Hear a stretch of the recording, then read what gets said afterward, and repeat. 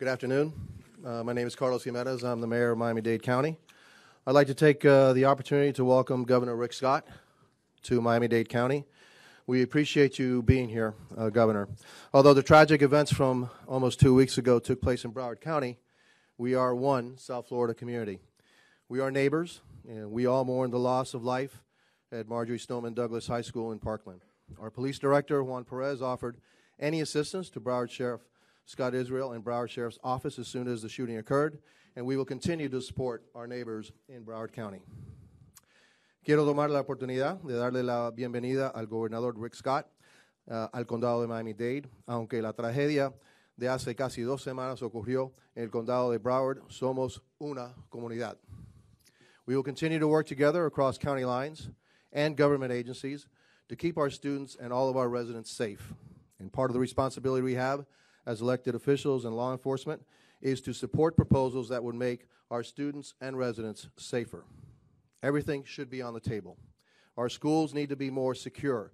Much like our airports and seaports have increased security, so should our schools. Our police officers need to be better protected and better equipped to face these threats, which is why over a year ago we purchased, Miami-Dade County Police purchased protective gear for its patrol officers that could withstand bullets fired from an AR-15 or similar weapons. We also provide our police officers with AR-15s because if we're asking them to potentially confront a threat with an assault weapon, our officers should be armed with what they need to better protect our community. No threat is to be taken lightly.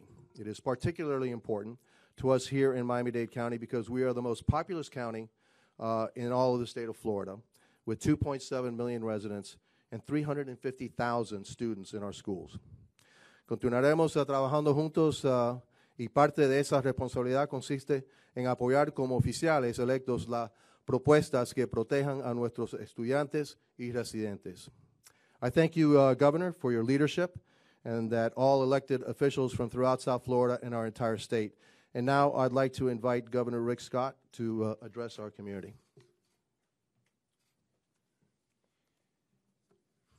First, I want to thank the mayor. I want to thank him for his hard work. I think all of us that get elected, we know that part of our job is to make sure every person in our state feels safe. There's no parent that should ever feel uncomfortable with sending their child to a school. Where we need to end up is in a position that every parent, when they wake up in the morning, says, I feel comfortable that my child can go to school today because I know they're going to come back safe. I'm going to say a few words, and then I know we have 2 individuals that lost their loved ones that are here today, and I'll introduce them when they're going to speak. But I can just tell you that talking to family members or talking to individuals at the school, your just heart goes out to them. Unfortunately, we lost 17 innocent lives. I guess now it's almost, tomorrow would be 2 weeks ago. This state will never be the same, and my goal is to make sure that with this tragic event, that we make sure we make the changes necessary to make sure this never happens in our state again. Right after the event, I organized a group of individuals to come to Tallahassee. I asked law enforcement to come up from around the state. Everybody came that I asked. I asked educators to come up to Tallahassee, and everyone that I asked came. I asked mental health professionals to come up, and everybody came up.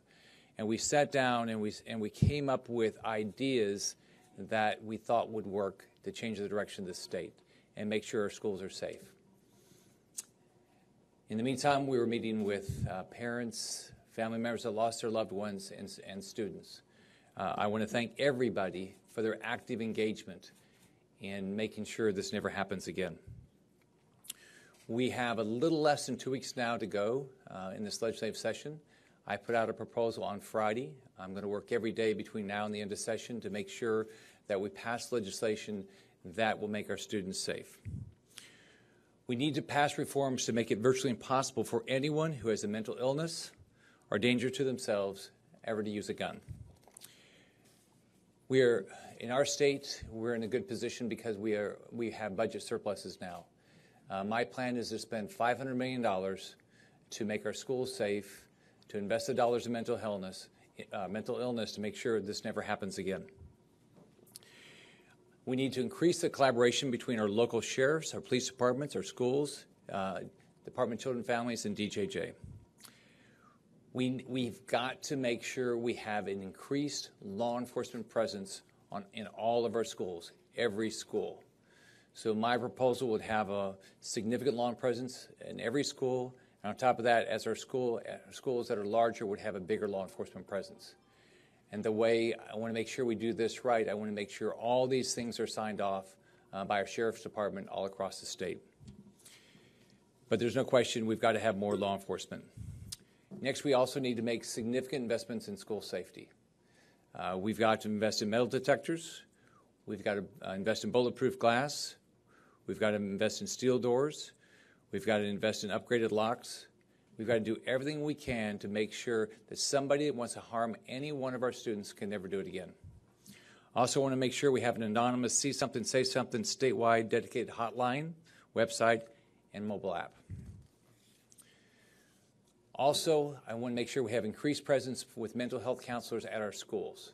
I want to make sure that every student has the opportunity to sit down with a mental health counselor and hopefully deal with any issues that they might be dealing with. In all of our sheriff's departments, I want to embed an employee from the Department of Children and Family to try to work better to coordinate any issues that they might be seeing around their community. I'd like all of our schools to have a threat assessment team to meet on a monthly basis, which will include our principal, a teacher, local law enforcement, an employee of Department of Children and Families, and DJJ. My goal is to make massive changes in school safety, significant increased mental health resources, and keep the guns out of anybody that's dealing with mental illness or is potentially a threat to themselves or others. There's nothing more important to make sure these schools are safe. I am a father and I'm a grandfather. The first thing when something this happens, you think, how could you deal with it? And unfortunately, we have 17 families that are dealing with the fact that they lost their loved one. We had individuals that shot and are still getting better. And then we have an unbelievable number of families and students that are concerned about the safety of their schools. But I'm going to do everything I can over the next week and 5 days or so. We are going to get a good bill passed this session. We're going to get the funding, and we're going to make sure this doesn't happen again in our state. I want to thank, we have 2 parents here today, and I can tell you both of them want to make sure that this never happens to another family. So the first person I want to introduce is Andy Pollock. Andy lost his daughter, Meadow. If you look at the pictures of Meadow, she was a beautiful young lady.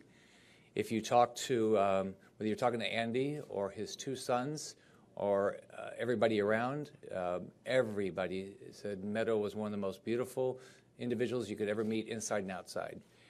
So I personally don't know how Andy's doing it, but I know that he has an unbelievable passion to make sure that this doesn't happen anywhere in our state, but his goal is to make sure this never happens in our country again. The father of Meadow, Andy Pollock.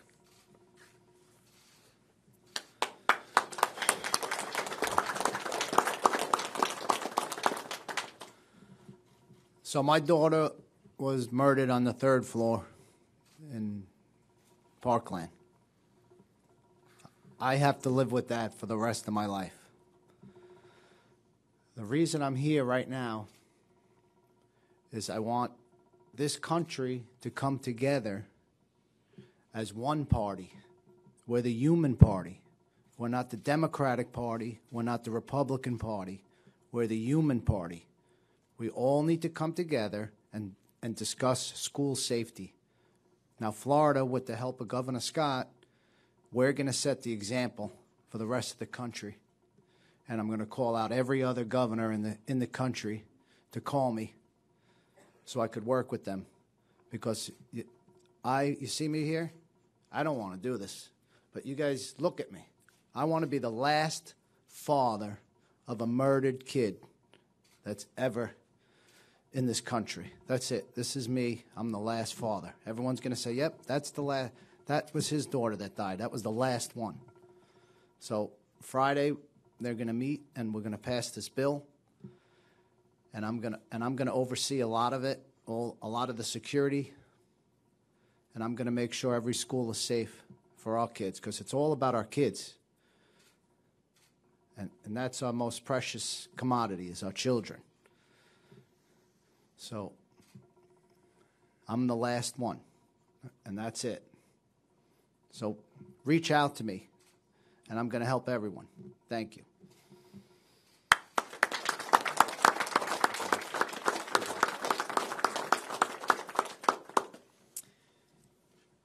Next, we have Ryan Petty. I had the opportunity to meet Ryan after the hurricane, after Irma, because his family went both down to Everglades City and down to the Keys to try to help others in need. And so Ryan and his son I met in Everglades City, I guess a little over a year ago. Oh, not a year. That wasn't even a year ago, was it? A few months ago. Yeah. This job is, things go so fast in this job. So unfortunately for Ryan, he lost his beautiful daughter also. Elena was a sweet girl. If you went to the funeral and met some of the individuals there, the things that they talked about, she was just a wonderful young lady that was active in their church, and I can't imagine what the entire Petty's family is going through. Ryan Petty.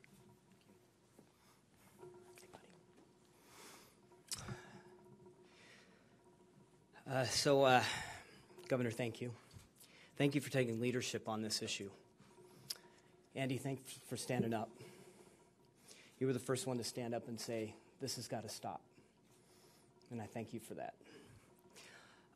For those of you that didn't have a chance to know my daughter, she was, as Governor Scott said, all about service. She loved to serve. And when she come into a room, she lighted up with her smile. And she was everybody's friend. As my son and I drove down here today, we read through Governor Scott's proposal. We talked about the provisions, and we talked about whether Elena would want this legislation passed. And I think we agree she would.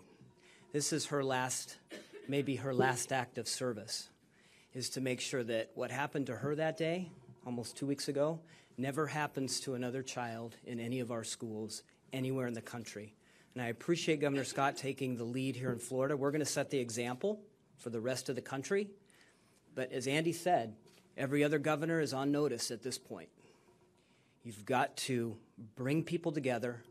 You've got to bring the experts in, figure out how we protect and secure our schools, and get it done. There are no more excuses. We don't have any more time. Too often, this debate gets mired down in the Second Amendment versus gun control. It's happened after every single school shooting. This time, Governor, I hope it is actually different. This time it needs to be different. Let's not get mired down in that debate. There'll be time for that. Right now, we secure our schools. We figure out what went wrong and what we can do better. And then we'll have the other public policy debates later. Let's do this for those 17 lives that were lost at Stoneman Douglas. Let's make those the last ones. Thank you.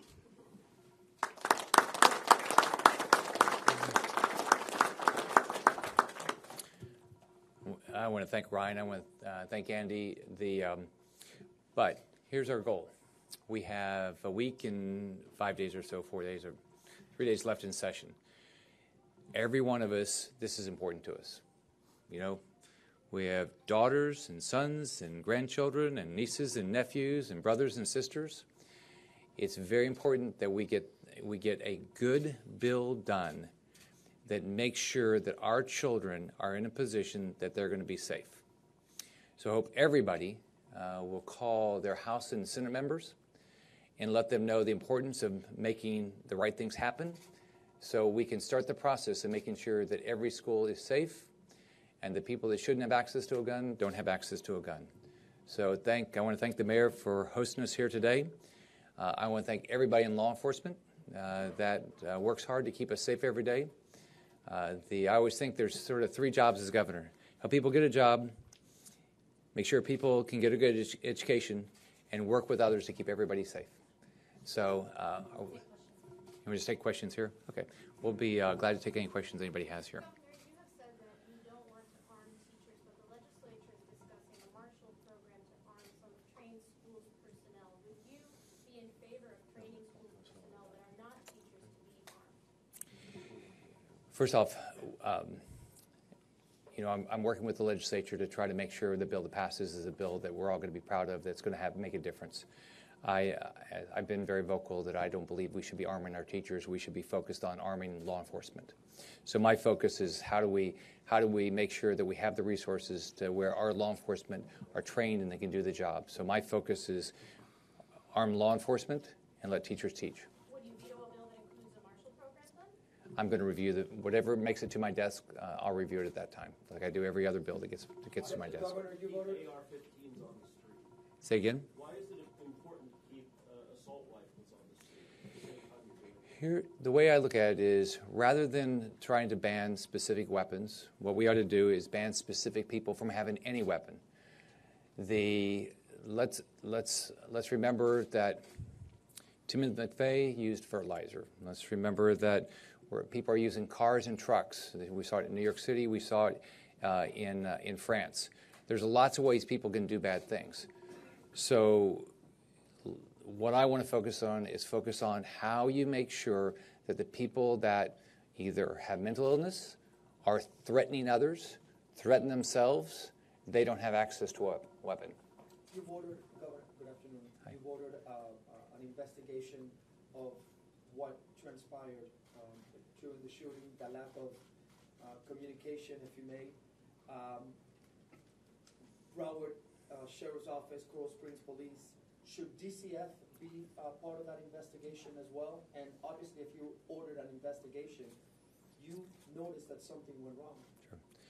Well, first off, what I've asked the FDLE to do is investigate the response and what the Broward Sheriff's Department did.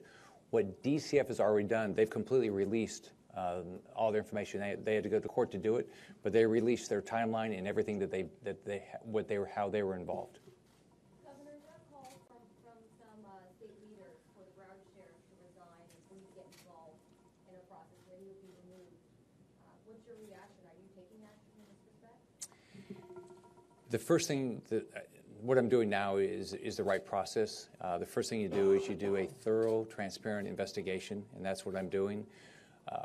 I want all the facts to come out, and then everybody needs to be held accountable. So that's what we expect. That's how we lead our lives. That's how you expect anybody that's elected. That's how businesses work. Everybody needs to be held accountable. But let's put all the facts on the table.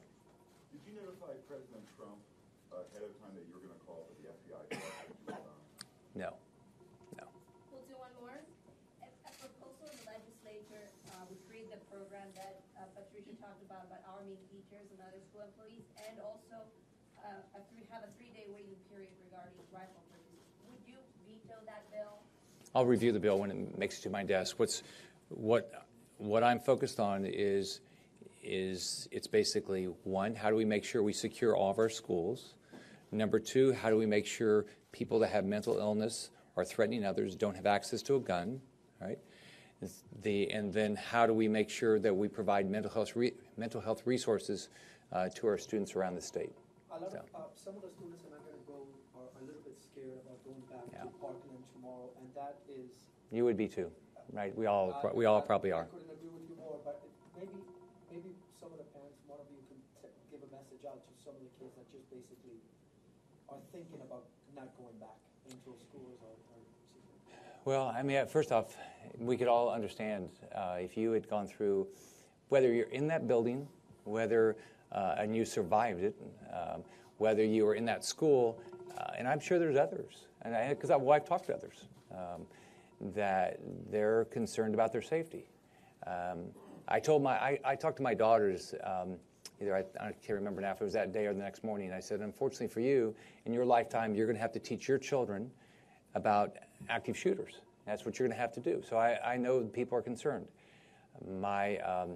So Our expectation is that there will be significant security at that school and all of our schools as these children go back to school. I will do everything I can to provide whatever resources I can to make sure that they do. Thanks, everyone. And I think everybody else is going to try to do the same thing. Thanks, everybody.